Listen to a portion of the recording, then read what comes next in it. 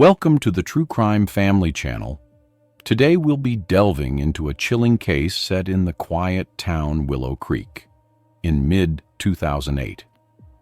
Our story involves a seemingly normal housewife, a priest who is seduced by a crazy woman, and a twisted plot for murder. July 4th, 2008. Willow Creek, Georgia. The air is thick with tension as the police receive an anonymous tip about a body found deep in the woods. The discovery will lead to a shocking investigation that unravels a sinister tale of seduction, deceit, and murder that will shake this small town to its core. Father Michael Bennett had always been the bedrock of Willow Creek. With his calm demeanor and deep, resonant voice, he brought comfort to the town's congregation every Sunday. In his late 30s, Michael had dedicated nearly a decade of his life to the church, becoming more than just a priest. He was a counselor, a confidant, and a beacon of moral guidance for the entire community. People respected him, not just for his unwavering faith, but for his genuine compassion. He knew everyone by name, remembered their stories, and always seemed to have the right words to soothe troubled souls. Elizabeth Harper was one of those troubled souls, though she hid it well behind her flawless exterior. She was the epitome of a perfect Southern housewife, beautiful, devout, and always impeccably dressed. Married to James Harper, a successful local businessman, Elizabeth's life seemed to be the picture of contentment. But beneath the surface, there was a growing bitterness, a festering wound that only she knew about. James, despite his kindness and dedication, was infertile. They had tried for years to conceive, consulting doctors and praying fervently, but nothing worked. The whispers of hope that once filled their home had long since faded, leaving a void that Elizabeth couldn't ignore. To the outside world, their marriage appeared idyllic, but Elizabeth began to see it differently. She couldn't understand why God would deny her the one thing she wanted most. Slowly, her faith twisted into something darker. She began to see James's infertility as a curse, a sign that perhaps he was tainted, perhaps even possessed by something evil. These thoughts gnawed at her, growing louder with each passing day. Her obsession with having a child became all-consuming, transforming her once devout prayers into desperate pleas for divine intervention. Elizabeth's visits to the church became a regular occurrence, so frequent that it hardly went unnoticed by the other parishioners. Yet, no one suspected anything unusual. After all, she was a devoted wife in a troubled marriage, seeking solace and guidance from Father Bennett. At first, her confessions were typical: prayers for strength, mentions of her struggles with her husband's infertility, and the growing sense of hopelessness she felt. But, as weeks passed, her confessions grew darker. Elizabeth began to speak of the devil, of a curse she believed had been placed upon James. She told Father Bennett that she feared the devil's influence was the reason they could not have a child. Father Bennett listened with increasing concern, his heart heavy with the weight of Elizabeth's suffering. He offered prayers, spoke of God's love, and reminded her that the Lord works in mysterious ways. But Elizabeth was persistent. Each time she came to confession, she would return to the idea of a curse, of the devil's hand in her life. Slowly, she began to manipulate the conversation, planting seeds of doubt and fear in Bennett's mind. She played on his sense of duty, telling him that only someone as close to God as he could help her. She began to suggest that perhaps God had a different plan for her, one that involved the priest himself. Elizabeth spoke of divine intervention, of how maybe God had brought her to Father Bennett for a reason. She implied that perhaps God wanted him to help her conceive a child, one that would be free from the devil's curse.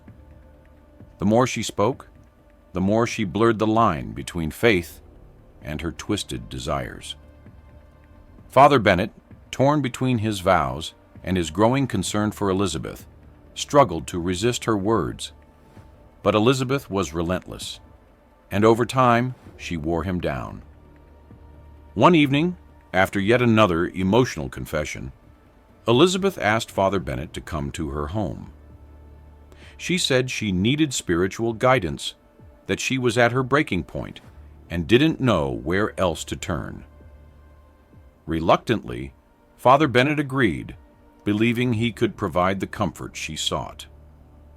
When he arrived, the house was dimly lit, and Elizabeth greeted him at the door, her eyes filled with a mixture of desperation and something else, something he couldn't quite place. As they sat in the quiet of her living room, Elizabeth spoke softly, her voice laced with emotion. She told him how lost she felt, how the devil was winning, and how she feared there was no hope left for her and her husband. She looked into Bennett's eyes, pleading with him to save her. She moved closer, her hand gently resting on his arm, her touch lingering longer than it should. Father Bennett tried to pull away, to remind her that this was not appropriate. But Elizabeth's touch, her closeness, and the way she spoke of God's will confused him. She told him that God had chosen him, that he was meant to help her in this way, to bring forth a child that would be pure and blessed. Her words were intoxicating, twisting the very faith Bennett held dear. In that moment, surrounded by the dim light and Elizabeth's pleading gaze, Father Bennett's resistance faltered.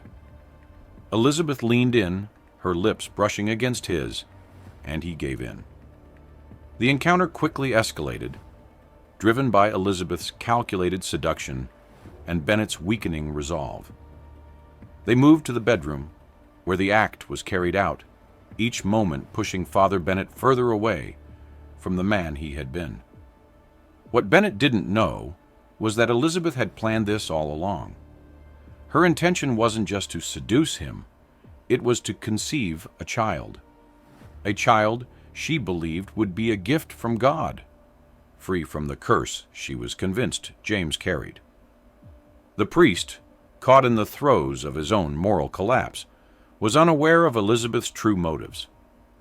To him, it was a moment of weakness, a grave sin he would carry with him forever. To Elizabeth, it was the fulfillment of a twisted plan, one that would soon spiral into something far darker. A few weeks after that fateful night with Father Bennett, Elizabeth began to notice subtle changes in her body: fatigue, nausea, a heightened sense of smell. At first, she dismissed them, attributing her symptoms to stress or perhaps even wishful thinking. But as the days passed and her period didn't come, she finally allowed herself to consider the possibility. She purchased a pregnancy test and took it in the early morning hours while James was still asleep. When the test confirmed it, she was overcome with emotion. Elizabeth clutched the positive result to her chest, tears streaming down her face as she whispered prayers of gratitude. To her, this was no ordinary pregnancy. It was a divine gift, a child blessed by God, just as she had hoped. In that moment, she was certain that all the suffering, all the confusion, had led to this one miraculous event. Her faith was reaffirmed, and she was filled with a renewed sense of purpose.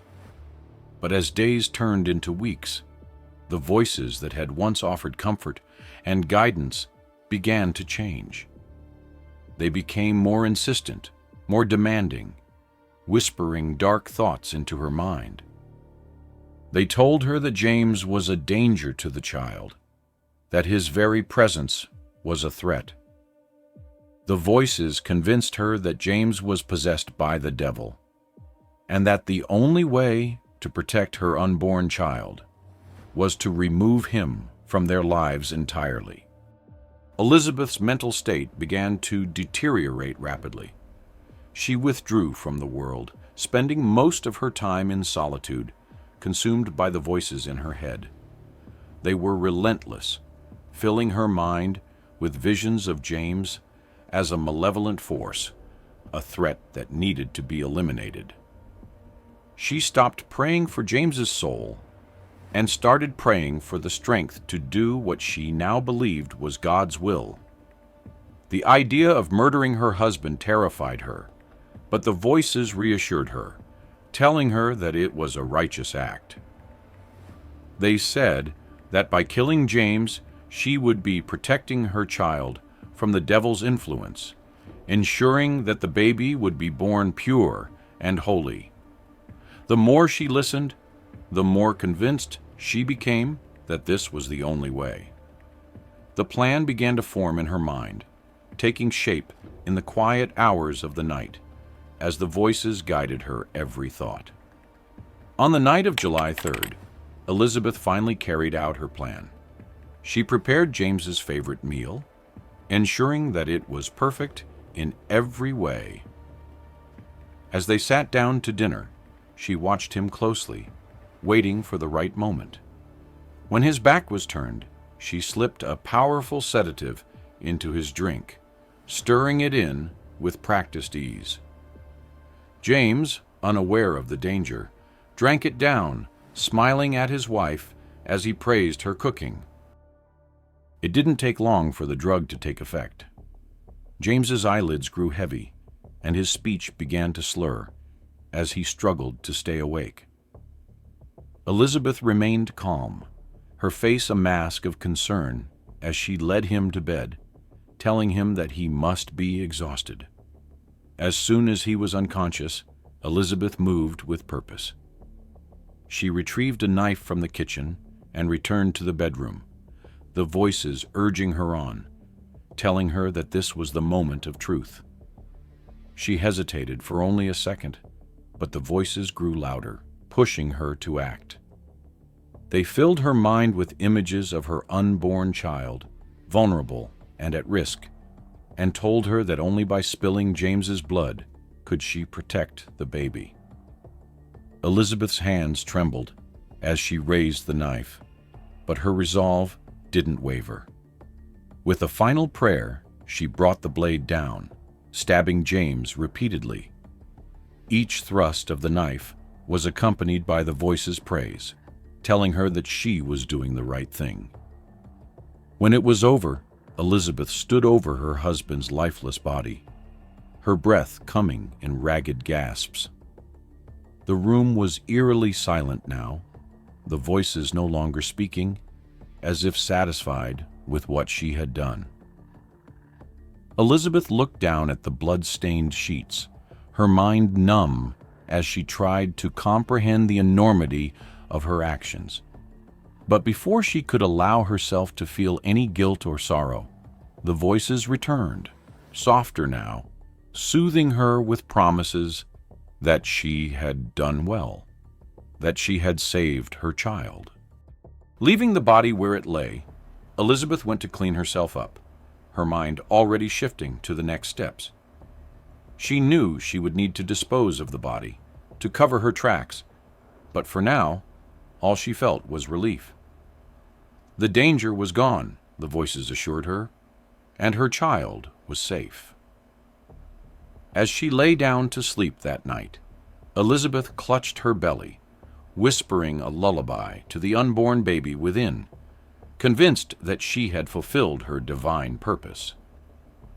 A few weeks after that night, Father Bennett began to notice something that made his heart sink. During Mass, he couldn't help but observe Elizabeth's growing belly. The way she moved, the slight swell of her abdomen, it was unmistakable. A cold dread settled in his chest as memories of their encounter flooded back. Could it be possible that the child she carried was his? The thought alone was enough to make him feel sick with guilt. His concern deepened when he realized that James Harper, Elizabeth's husband, hadn't been seen in town for days. Usually a familiar face around Willow Creek, James's absence was noticed by more than just Father Bennett. Whispers began to circulate, but no one seemed to know where he had gone. The priest's mind raced with possibilities, each one more troubling than the last. Unable to bear the weight of his suspicions any longer, Bennett decided to confront Elizabeth. After Mass one Sunday, he approached her quietly, pulling her aside. With a strained voice, he asked about James, trying to mask the fear that had been gnawing at him. Elizabeth met his gaze with a calm smile, her eyes betraying nothing. She told him that James was away on business, that he'd be back soon, and that there was nothing to worry about. But Father Bennett couldn't shake the feeling that something was terribly wrong. Elizabeth's reassurance did little to ease his mind. In fact, it only made his unease grow. The way she spoke, the way she dismissed his concerns so easily, left him feeling cold. He knew her well enough to sense that she was hiding something. The guilt and fear began to eat away at him, and he found himself pulling away from her, avoiding her at every opportunity. The woman he had once felt such sympathy for now filled him with dread. Then, on July 4th, 2008, everything changed. The local police received an anonymous tip about a body found in the woods just outside town. The officers responded quickly, and what they discovered made the whole of Willow Creek tremble in fear. James Harper's mutilated body lay hidden among the trees, surrounded by strange symbols carved into the ground and traces of a bizarre ritual. The town, usually quiet and peaceful, was thrown into chaos. Rumors spread like wildfire as people tried to make sense of the horrific crime. The police wasted no time launching an investigation. They began piecing together the events leading up to James's murder, interviewing anyone who might have seen or heard something. It wasn't long before suspicion began to fall on Elizabeth. The detectives found inconsistencies in her story, small details that didn't add up. She claimed James had been away on business, yet there were no records of any recent trips. Neighbors reported hearing strange noises coming from the Harper house in the days leading up to his disappearance. As the investigation progressed, Father Bennett's guilt became unbearable. He had tried to stay away, to keep his distance, but he couldn't ignore the growing sense of responsibility he felt. He knew something that the police didn't, something that could change everything. With a heavy heart, he decided to come forward. He went to the station and confessed to the affair, revealing his fear that the child Elizabeth was carrying might be his.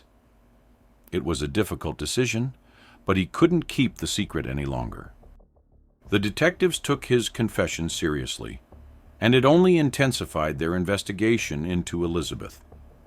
They began to piece together a timeline of events, uncovering her frequent visits to the church and her increasingly erratic behavior. Witnesses reported seeing her act strangely in the weeks before James's death, talking to herself, wandering the streets at odd hours. Forensic evidence started to pile up, tying Elizabeth to the murder scene. Her fingerprints were found on the knife, and traces of James's blood were discovered in their home. As the evidence mounted, Elizabeth's facade began to crack. The voices in her head, once her guides, now turned against her, demanding more and more from her. She became increasingly unhinged, her mind slipping further into madness. The police, armed with the truth, moved in to arrest her, bringing an end to the horror that had gripped Willow Creek. On August 8, 2008, the quiet town of Willow Creek was shaken once again as the police arrived at Elizabeth Harper's home to arrest her. By this time, her pregnancy was unmistakably visible, her belly round with the child she believed was divinely conceived. The officers moved quickly, securing the house and leading Elizabeth out in handcuffs. She offered no resistance, her expression eerily calm as she was escorted to the waiting police car. Inside the home, investigators uncovered chilling evidence that linked her directly to the murder of James Harper. Among the items they found were remnants of the strange ritual she had performed in the woods, the same symbols etched into the dirt, scrawled on papers hidden in her bedroom. They also discovered personal belongings of James tucked away in a box under her bed, including his watch and wedding ring. With this damning evidence, Elizabeth was officially charged with first-degree murder. The news of her arrest spread quickly through Willow Creek, leaving the community in shock. Elizabeth, who had once been seen as a devoted wife and a pillar of the church, was now the prime suspect in a gruesome murder. Father Bennett, who had distanced himself after his confession, found himself in a state of deep despair.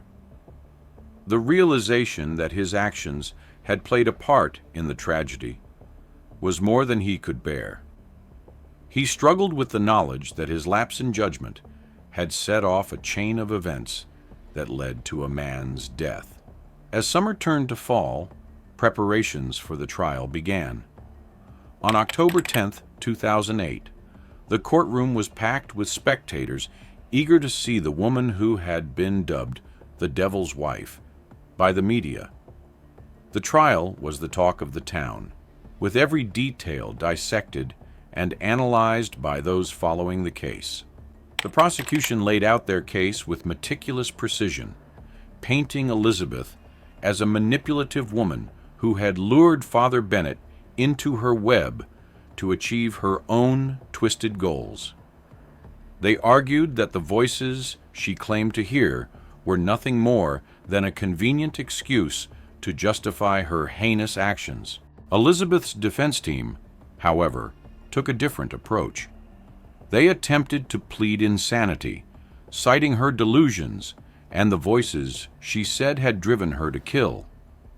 They presented medical experts who testified that Elizabeth had a history of mental illness, suggesting that she was not in control of her actions when she committed the crime.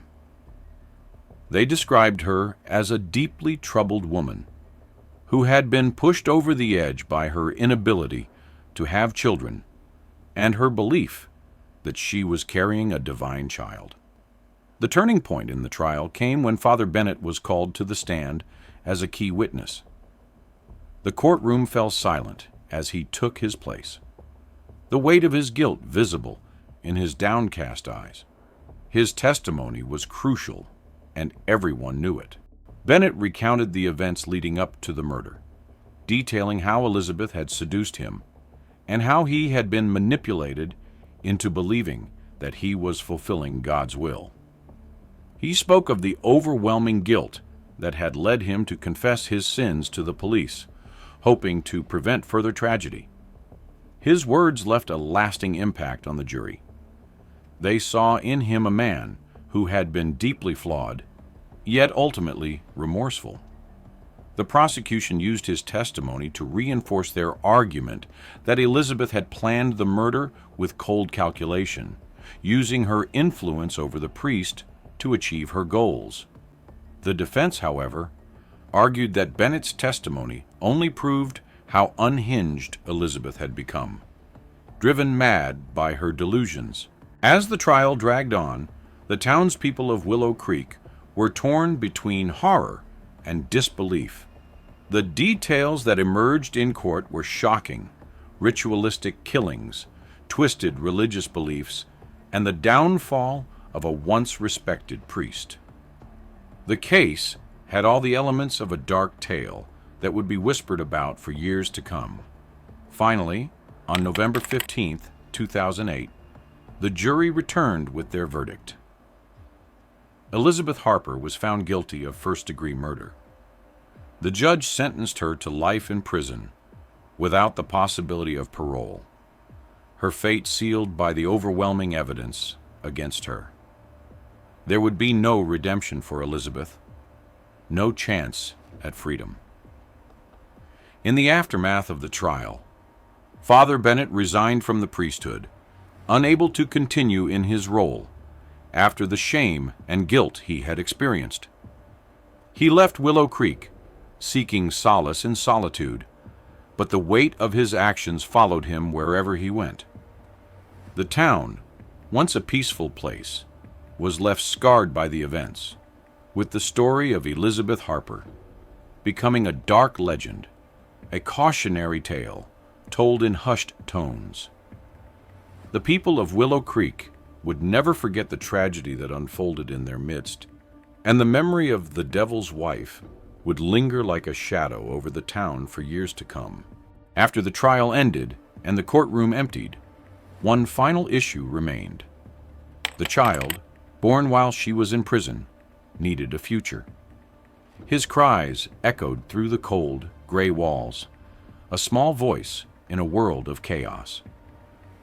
As soon as he was born, Child Protective Services took the boy into their care. A social worker with tired eyes and a gentle touch held him close, knowing his life would be different. This was no ordinary case. A child brought into the world under the shadow of crime and scandal.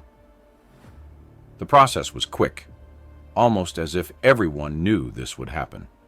The boy wouldn't go home with the mother who was now a prisoner.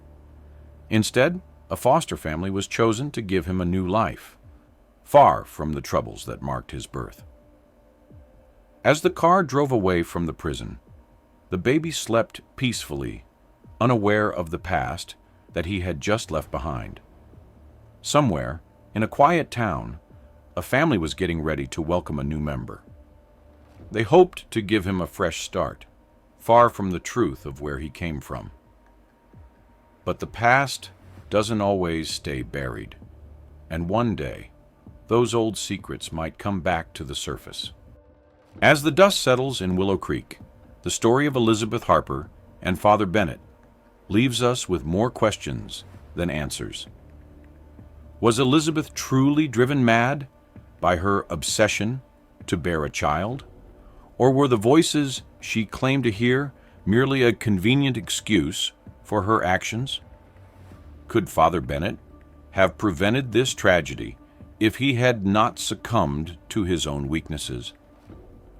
Some in the town whisper that Elizabeth may have been a victim of her own delusions, while others believe she was far more calculating than anyone ever realized. And what of Father Bennett? Once a man of faith, now a broken shell of what he once was. Could he have found redemption if he had resisted temptation? Or was his downfall inevitable, a consequence of the very faith he sought to uphold? So, if you're as captivated by tales of twisted obsession and dark secrets as we are, make sure to subscribe to our channel. We have countless true crime stories that delve into the depths of human nature, where obsession becomes the ultimate undoing. Don't miss out on these gripping tales, because sometimes the truth is stranger than fiction.